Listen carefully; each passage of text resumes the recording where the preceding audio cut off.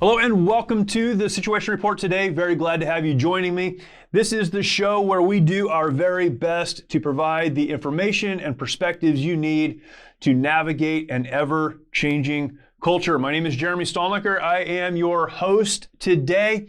And today in this episode, I want to spend a few minutes with you talking about something that's in the news every single day right now.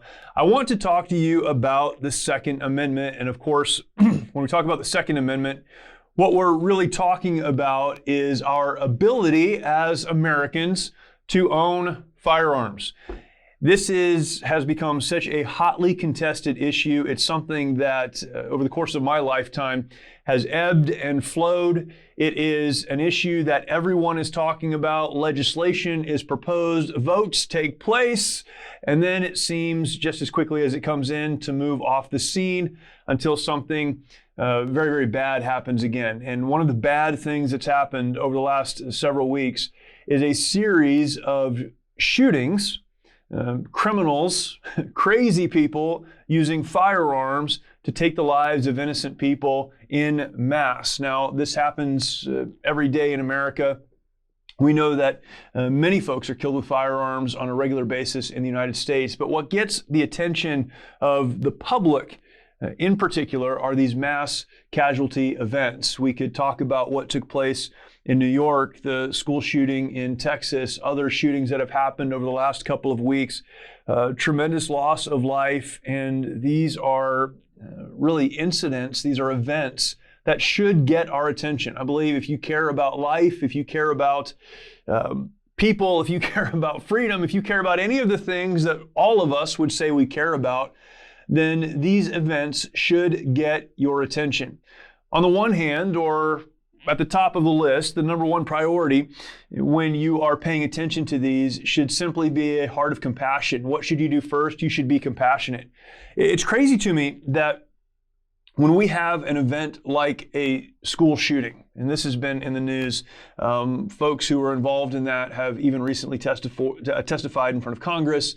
This has propelled the discussion in Congress. It led to some legislation being passed. We'll see what happens as the Senate has to make a decision on that, see where all of that goes. But when these events take place, it's crazy to me that often the very first thing that happens is the politicization. That's not an easy word to say. The politicization. People politicizing the deaths, in this case, of very young children. The first conversations are about gun control, whether you're for it or against it, whether you are pro-Second Amendment or not, pro-gun control or not. It seems that often in these tremendous tragedies, the first conversation that people have or want to have is the conversation about gun control. The first response you should have is one of compassion. Compassion for the loss of life. That should break your heart. And children, I don't believe, are inherently more valuable to God than full-grown adults. But there is something that should grab your heart when you learn about the death of a child, a young person who is, in this case, in school. They're learning, they're growing, they're developing, they're being molded in order to grow into an adult. They have their entire life in front of them, and things that many of us take for granted, like marriage and children of our own and developing a career and being involved in our communities, this taken away from these kids. That should break your heart. The scenes of parents who have found out about the loss of a child, that should absolutely break your heart. Your first response should be a compassion response. I don't have a lot of experience in this area, but a number of years ago, there was a college campus shooting in the area that I was actually pastoring a church. And man, I will never forget that day. The college was about 45 minutes from where my office was, and I got a call on my cell phone from someone that I knew well. I saw the number come up, and I knew who it was, and I just thought he was calling to check in. He did that often, so I answered that way. Hey, what's going on? And I was his pastor. I was the pastor for their family. And he said, Pastor, something terrible has happened. And he named his sister. He said she was in the school where the shooting took place. and it just happened. The police are here now, but we can't find her. We don't know what happened to her. Can you please come?" And so, of course, I did. Immediately jumped in the car, drove to the school, and literally the scene was under control. There was the police tape around it, a lot of police, and as you can imagine, so many people there. And I got there as this was unfolding, told the police officer why I was there, the family name, and he said, "Oh, you need to come in, sit down with the family." The family was there. They were sitting down. While I was sitting with them, they were told that a sister, a daughter, a single mom had lost her life in that shooting. And I always think about that moment and then the many days and weeks following that when an event like this takes place. It should absolutely break your heart because of the shattered lives that an event like this will leave in its wake. You should be compassionate. That's the first thing that you should do in response to an event like this. The second thing, I think, then, is to step back and do your best to support those in the community who are dealing with it, if that's not you. We think about parents, again, as I mentioned, extended family, law enforcement, other people who are dealing with that, our first responders who have to go in and really work through everything that took place there. Can you imagine what they're feeling and what they're dealing with? We need to be compassionate toward that, do what we can to help and to encourage, to be a support. Then we need to step back and ask questions. How did this happen? Why did this happen? How could this have been prevented? A lot of experts have weighed in and will continue to weigh in on not only the event in Texas, but the event in New York, some of the church shootings that have taken place in the last several weeks, other places where this takes place historically or has taken place historically. Experts will weigh in and they'll offer their opinions and talk about what could have been done to prevent what took place. That's a good question to ask. Somewhere down the list should be this discussion about gun control. It's an amazing thing to me, or an interesting thing, I guess not amazing, but an interesting thing to me that we have someone who, as the days beyond an event like this will unfold, it will be revealed, it always is, that they are deeply disturbed, that they have probably made threats about doing something just like this. There are a lot of issues in their lives and the steps that they took to get here. We'll learn about this person, but typically then we'll overlook that and go to the tool they use to bring this destruction into their communities. But the conversation continues to be had.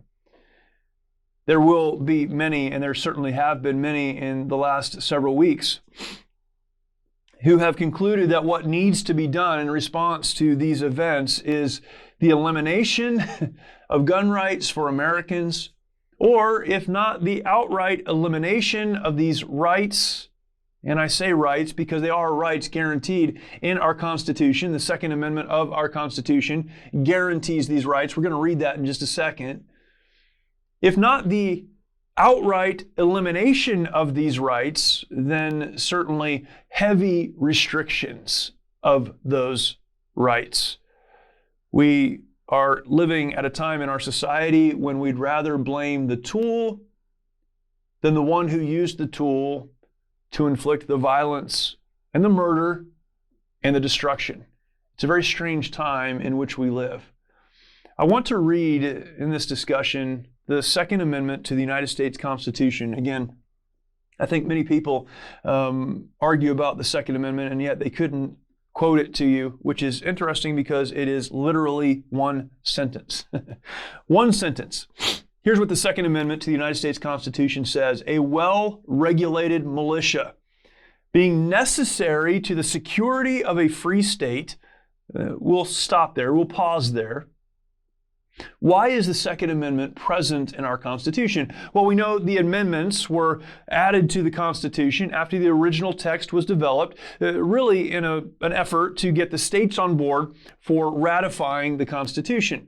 The Second Amendment to the Constitution, with words like "a well-regulated militia being necessary to the security of a free state," those were added because those who were going to ratify the Constitution and those who had penned the original words to the Constitution were leaving a society, a cultural environment where there was a dictator, a monarch who controlled every part of their lives. They were not free people. They were subject to the whims and the wills of the leadership, the dictatorship, the monarchy, the king. And so the Second Amendment became very important to them. They believed that a well-regulated militia, that is a military community, a military force, was necessary to the security of a free state. We think of states in terms of the 50 that make up the United States. They might have said it this way, a free society. This was the country, not the individual states. A well-regulated militia being necessary to the security of a free state. So it's necessary. What does that mean? Well, it means that, and this is the last part, the right of the people to keep and bear arms shall not be infringed. There are so many that are trying to get around these very few, very simple words. But there's not a lot of gray area here.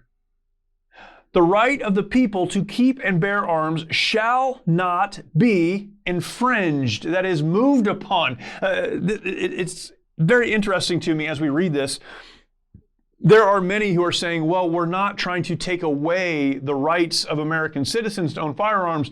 We're simply going to regulate them as much as we can. Let me say regulation in a different way, use a different word. It means the same. We just want to infringe upon that right. We're not trying to remove it. We just want to infringe on it. We want to move into it. We want to restrict it. The Second Amendment of the United States Constitution says that the right of the people to keep and bear arms, that is to hold firearms, to maintain them, to keep them, shall not be infringed. They didn't say it should not be removed. They said it should not be infringed. You can't touch it. The argument has been made again and again that the reason for the Second Amendment was so that the colonials would have what they needed to hunt, to provide food for their families. And although firearms certainly historically have been used to provide food for families, this is very, very clear. This is not complicated. A well-regulated militia, we need a military force that can necessarily provide security to the state, that is our country. And to do that, we don't want to give our military stones to throw. We don't want them to have to use baseball bats or branches off of trees or knives. What they need in order to maintain our security and our freedom are arms, firearms. Therefore, it's so important that that right shall not be infringed. We're going to look at a couple of articles here as we work through this, but again, understand that the individuals writing this knew who they were writing it to. They had come out of, or were coming out of, a dictatorial community-country relationship where they didn't have the opportunity to push back because they didn't have the means by which to do that. Not having the means, they just left the country and started one of their own. But that country wanted them back and came to where they were, and they had to defend themselves. They understood how important this was. Having driven off that other country, now being free men, they wanted to maintain that freedom by making sure that the individual citizens had the rights and the ability to protect themselves. Gun rights are not about hunting. They're not about recreation. They're not about any of the silly things that those who are anti-gun or anti-Second Amendment will propose. They are and have been described as necessary to defend oneself against a dictatorial government. That's it. As you know, our friend Mike Lindell has a passion to help everyone get the best sleep of your life. He didn't stop by simply creating the best pillow. Now Mike has done it again by introducing his My Slippers. For a limited time, you will save $90 on a pair of My Slippers. This blowout sale of the year won't last, so order now. Mike has taken 2 years to develop the My Slippers, and they are designed to wear both indoor and out all day long. Made with MyPillow foam and impact gel to help prevent fatigue, they are also made with quality leather suede. Call 1-800-870-0283. Use the promo code SITREP or go to mypillow.com, click on the radio listener square and use promo code SITREP. This offer will not last long, so order now with promo code SITREP at mypillow.com. I wonder why we see and have over the last couple of years so many things happening in other countries where guns are highly regulated, where the government is doing things that we would never see take place in this country, or at least we hope we would never see take place in this country, but they're happening in places where the citizens can't defend themselves. What is the difference? Is it our Constitution? Is it our value of freedom and sovereignty? Or is it the fact that Americans, by and large, had the ability to defend themselves against an irresponsible, overreaching government? And I put that on the table. That's something to think about. I believe that the rights protected in the United States Constitution are only available to us and protected for us in perpetuity, going on, if we maintain the Second Amendment. Because when citizens no longer have the ability to defend themselves, the government has no reason not to do whatever it is that is the government, wants to do. We, as the people of the United States, need to have the ability to keep ourselves free.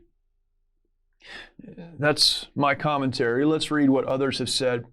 One of my favorite authors, guest on this show often, someone that I look to and really in many ways consider a mentor. He may not agree with that, but I consider him a mentor, is David Barton. David Barton, if you're not familiar, is the founder and president of Wall Builders. Wall Builders, an amazing organization that really does what they can to protect our historical context as Americans, to protect documents, to protect books, and really a clear understanding of where we came from as Americans, and beyond that, to then communicate that to us. Wall Builders, the organization, has a radio program, Wall Builders Live, and David Barton was recently being interviewed on this show for Wall Builders, and talking about this issue. I'd like to read some of this from a transcript of that interview. They're talking about gun rights and specifically talking about the founders' intent. Go to Wall Builders Live. You can look in their archive. You can find this whole conversation. But David is the one being interviewed, and he's talking about founders' intent. He says, by the way, this is a great question. And to answer the question, let me throw out the caveat that I think it's really important always to go back to original intent. That's a book we wrote years ago, but it still holds true. You go back. So he talks about going back to original intent. And then he clarifies that the original intent of the founders and the Constitution. So they're going back and forth. They're having this conversation. And David says it's important to go back to the original intent of the Constitution. He goes on, in answering the question of the Second Amendment, I think you have to go back to the original intent of the founders when they wrote that amendment. Now, please, please do not miss this. This is the argument. This is the heart of the whole thing. The argument that is being held on Capitol Hill, the argument that's being held across the country, whether it's on social media or in workplaces or in family gatherings, it goes back to this. What did the founders mean? And if they could have seen where we are today, would they have still been in favor of the Second Amendment? So David begins with this. He says, we need to go back to the original intent of the founders when they wrote it. What were they doing? Why did they write this? All right. He goes on, he says, I think there are some restrictions that they assumed to be in place that are not in place today that I think they would support. All right, now check this out. We just went into some crazy territory here. Half of you just got really upset. The other half said, yes, that's right, red flag laws. They intended that. Now, he's going to explain this, and I want to work through this with you. He said, again, I think there are some restrictions that they assumed to be in place that are not in place today that I think they would support. So in that sense, I don't think that it's bad to have some restriction.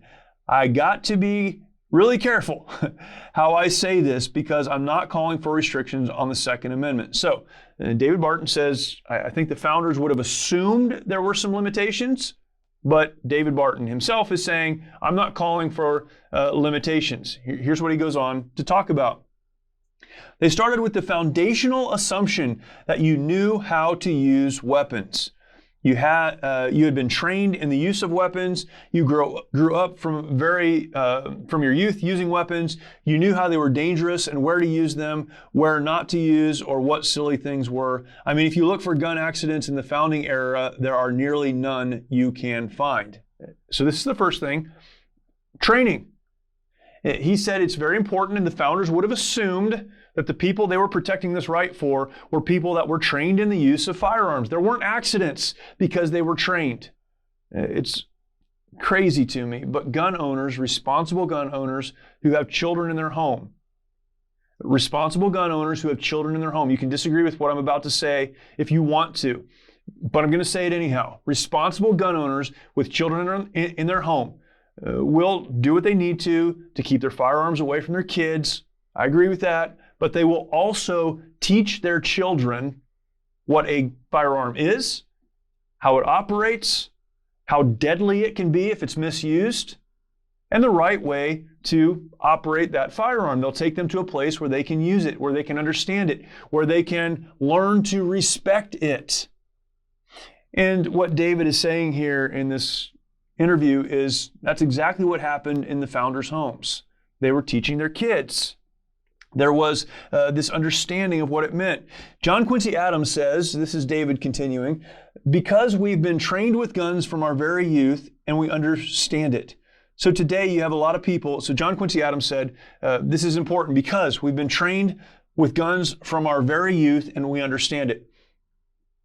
David goes on. So today you got a lot of people going and grabbing guns and buying guns and carrying guns and waving guns around and doing stuff because I have the right to keep and own guns. No, you have a right to be a responsible gun owner. That's what you have. Very, very important point. When we're talking about the Second Amendment, often what will be floated along with the defense of the Second Amendment is what we need is better training for gun owners. What we need is what we had in the 40s and 50s, perhaps even an opportunity for school-age children to learn how to use firearms. They learn to respect those firearms. They understand them. They are responsible gun owners. There is no mistake. There is no doubt that guns can be very deadly in the wrong hands. So let's treat them that way. Let's understand what they are, and let's train. The interviewer, Tim, which is David's son, says on the opposite side too, you have people who are terrified of guns because they've never been around guns and they think this is the most dangerous thing that's ever existed, even though guns are not necessarily the most dangerous thing in the history of humanity. In fact, in the big picture, history of humanity, percentages of populations, far greater percentages were killed by things not firearm related than they were firearms. They go on and they continue to have a conversation about training. The next thing they talk about is the Second Amendment. Tim goes on, well, under original intent, it's not exactly a violation of the Second Amendment because the Second Amendment was originally written to limit the federal government's role so they could not be abusive in this notion of your God-given right of self-defense. Again, an important point. The right to keep and bear arms really is the right to defend yourself, and that is a God-given right. No one here is saying that it's a God-given right to own a firearm, but there certainly is a God-given right to defend oneself. And in the context in which we live, a firearm makes that possible. He says you can still argue that the state or the country or city level, if someone is violating your ability to own a firearm, they're violating your God-given right of self-defense with the greatest tool possible for what we're talking about, and that's a firearm. I think that's original intent, and man, they discuss so many different things here. David goes on to talk about the community. He says, to go exactly where you're saying, we've seen codes where they specifically use the words offensive and defensive, and they said you're not to bring weapons into town at all for offensive purposes. In other words, that would be criminal. You are going to bring it and use it for something, but you're allowed to carry weapons for defensive purposes. And that's another one of their original intent type of things. So while I look at and think, they assumed a certain level of education because we faithfully taught that. We taught that in home. We taught that in schools. We taught that in neighborhoods. You were in a situation back then where that really, you kind of were a community. You were just as liable to address and discipline the children next to you as you were your own kids because you had standards in the community you didn't violate. And so if I needed to yell at your kids and you need to yell at mine, it's okay. But today we don't have that same community common standard. So I think that's the assumption. Again, they go on, but the community understood, even in this context, the use of firearms, the safe use of firearms, how to train our children to use firearms. This is so important. Our founders gave us in the Second Amendment this right. What an important right it is. But the assumed intent was that those who owned firearms would be those who respected the firearms, who were trained to use the firearms, who were using them for defensive purposes, to be able to enjoy the God-given right of self-defense. This tool, a firearm, allowed them to do that. And then beyond that, they were in a community of people that would keep one another accountable. This goes back to something that has been said again and again and again and again. But if you are anti-Second Amendment or anti-gun, you refuse to listen to. Something has changed in our culture. There was a time not that long ago where access to guns was much greater than it is today. The laws restricting gun access and gun use were far fewer than they are today. There was a time, not that long ago, where kids in rural schools may have a gun in their car as they went into class because later on in the day they would go home and go hunting or go shooting with their friends. Access to firearms, having firearms around was something that was extremely common, far more common than it is today. But the phenomena of mass shootings is a modern phenomenon, which really begs the question. What has changed? It's not access to firearms because that's been greatly restricted. It must be something culturally. Back to David's point, and this is important. Back to David's point. The assumption from our founding fathers was that people who owned firearms would be trained, would understand them, would be held responsible in a community of other people who understood the use of firearms. And they'd be taught to use them in a defensive way. And for generations, that's what has held in the United States. But things have changed. I believe what these shootings that we see from time to time take place in our country really reveal is the breakdown of community, the breakdown of our institutions, the breakdown of our homes, of our families. It's very interesting to me when you look at the profile of these recent shooters. They all had an extremely dysfunctional relationship with their families. That is for a larger discussion, but perhaps it's not the gun that's causing the problems. One of the pushbacks on the use of guns has been this idea that gun owners will say guns save lives, and those who are against guns will say no, they don't. An article found in USA Today entitled "Gun Owners of America, Guns Save Lives Every Day." This is an opinion piece. I want to read part of this to you. A father uses his concealed handgun to stop a mass shooting in a McDonald's in Alabama. A man uses his gun to stop a racist gunman outside a Kentucky Kroger. Guns are being used to save lives every day. But sadly, the only time the national news media want to spend several days covering a firearms story is when the guns are used in a negative way. The well-publicized shootings over the past week are heart-wrenching, but just as we should not punish sober drivers for the actions of a reckless drunk, neither should we demonize firearms or their owners when they are misused by an evil terrorist. We know because of research directed by the Centers for Disease Control and Prevention that guns are used 16 to 100 times more often to protect life than to take life. Isn't that crazy? 16 to 100 times more often to protect life than to take life. This means there are a whole lot more gun save lives stories not being reported by USA Today. We celebrate the brave police officers who stopped 3 active shooters over the past week, but as much as the USA Today editorial board, and again this is an opinion piece in the USA Today, wants to discount the idea of good guy with a gun, let's not forget that almost 90% of police agree that mass shootings would be reduced or avoided altogether by the presence of legally armed citizens. This is an important point that needs to be made. Now, first of all, whether or not this was true does not change the right ensconced in the Constitution. We don't have to put these on a scale, bad guys versus good guys with guns. We have a protected right given to us. But we understand that when people responsibly own and are effectively able to operate a firearm, in protection, defense of themselves and their community, that they can stop those who have ill intent. I don't really like the idea of doing armchair quarterbacking from afar on these events.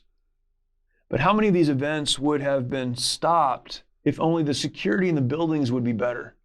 Why is it that we don't have these events in federal buildings where there is a single point of entry and where at that single point of entry there's someone with a gun preventing other people with guns from coming in? Why do those shootings not take place there? And yet in our schools where our children are being educated, particularly in the Uvalde, Texas case, there was no physical security, that is doors allowing people in and out. The doors were not locked. There was not a single entry point. And even if there had been, there wasn't someone there with a firearm who could have stopped this bad guy with a gun who did incredible damage. There are answers to the questions we're having that don't involve taking away a person's right of self-defense. Cultural issues. We need to look at why this is happening, how culture has shifted, the role of the family and the community in shaping young people, in preventing people from doing this, in encouraging people to grow in a way that this would not even be an option. We need to consider those things. We need to understand that there really is a benefit to people who own guns being able to defend themselves and defend others. Simultaneous to the bad news we've had this week, there have been a few good stories of people defending others with the firearm that they possessed. And yet again, as was mentioned in this most recent article in USA Today, that's never mentioned. It doesn't fit the narrative. The question then is, when we hear all of these estimates, all of the statistics around gun violence, what does it all mean? Another article found in the Liberty Champion. This is actually the school paper for the Liberty University. A well-written article that outlines this. I want to read some of these statistics to you. It's estimated that 1,029,615 individuals use guns every year in self-defense, excluding those in the police force and the military. I mean, get a hold of that number. 1,029,615 individuals use guns every year in self-defense. So when you hear a member of Congress crow about loudly this idea that self-defense is rarely, if ever, attributed to a gun, it's absolutely ridiculous. Over 1 million people a year. Of those people, 162,000 said they almost certainly would have been killed without their firearm to protect them. 162,000. To put that in perspective, the average homicide gun-related death per year is 11,208. 162,000 people said they would have died if they didn't have their firearm, when annually there are around 12,000 gun-related deaths. The right to self-defense in this nation should never be put in question. Guns save more lives than they take by a staggering amount. I want to read some other things to you. As of 2019, this is 2 years old or 3 years old, there are over 20 million concealed carry permit holders in the United States. The vast majority of those individuals are law-abiding citizens who wish to be able to protect themselves and the ones they love. 20 million concealed carry permit holders in the United States. I could go on. Other statistics are given. We understand that when gun violence numbers are given, particularly when they're given as an agenda to restrict your right to own a firearm, they exclude the number of suicides. And really that's what skews the numbers, the number of suicides, that is self-murder using a firearm. Most firearm-related deaths are attributed to suicide. Someone took their own life, not these mass casualty events, not these other events that we often point to. We could look to many of our large cities in the United States and understand how many violent acts that weren't mass casualty events take place, and yet we never focus on these areas or these events because they don't play well in the anti-gun rhetoric of our day. Now, I understand fully the visceral and emotional response when we see the news of children who have lost their lives. Remember, I said at the beginning, the number one response you should have is that of compassion. What an incredible tragedy. It is a tragedy. I believe it's preventable, and I don't think it's preventable by taking away the guns of law-abiding citizens. I think there are other things we could do that could prevent all of these events. And we can argue about those and we can discuss those, of course. But what we must understand, whether we own a firearm or not, is that our ability to defend our individual sovereignty or liberty is only as good as the tools we have to do that. We can talk about freedom all day long. We can talk about individual liberty all day long. We can go back to the Declaration of Independence and understand that even our founders recognized that our freedom was given by God. It's inalienable. It cannot be taken away. We can talk about that all day long. But if we do not have the ability to defend ourselves, whether it be from a criminal that wants to break into our house and take the things that we own, or an overreaching government that wants to violate and bypass those laws and those protections ensconced in the Constitution, if we don't have the ability to protect ourselves, we are not truly free.